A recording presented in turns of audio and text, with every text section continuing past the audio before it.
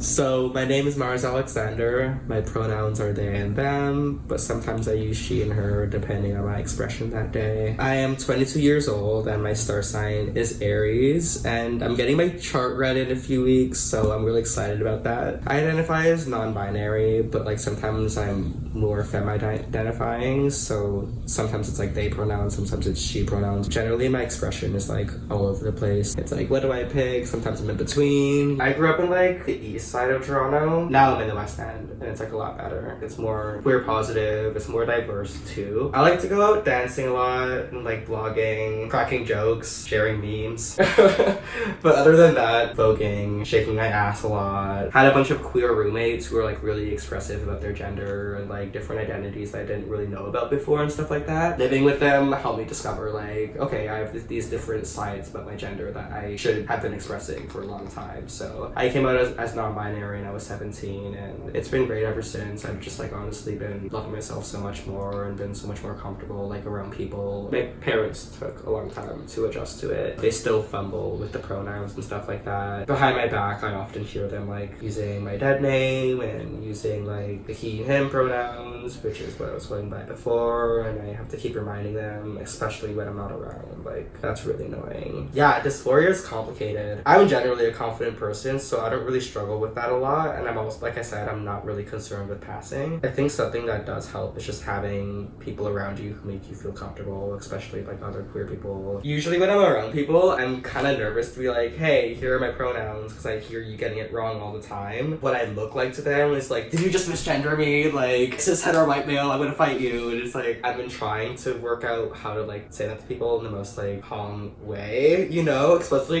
because I'm Aries. I'm just like, if I have to like ask someone or correct someone something, I always come across bitchy, and it's just like I really have to work on that. So yeah, I'm usually just like, hey, by the way, if you need to address me, like here are my pronouns, something along those lines. If there was one thing you could say to the cis hetero community, what would it be? Stop taking up our spaces, please. Don't act like it's your space and like invite like a million people. Please like act like a guest, because you are a guest. I'm so tired of like microaggressions from like random cishet people at like queer clubs and stuff like that. That was like so saucy, but like it's just how I feel. In Toronto, there's been sort of like a lack with venues that are welcoming to like queer parties. There's also been a lot of gentrification, so a lot of the venues have been shut down. I think like there's a couple of places like maybe the Beaver, the Baby G, Bambi, stuff like that. Even at those places, I've definitely experienced vague discrimination, vague transphobia, you know what I mean? There's still good places to go in Toronto for sure. Who is someone influential that you look up to and why? Gaga, obviously. Brooke Candy, Lizzo, Charlie XCX. People are loving, people are accepting, and if you open your mind and your heart to other people, then you can learn a lot of things and go and see the world, you know?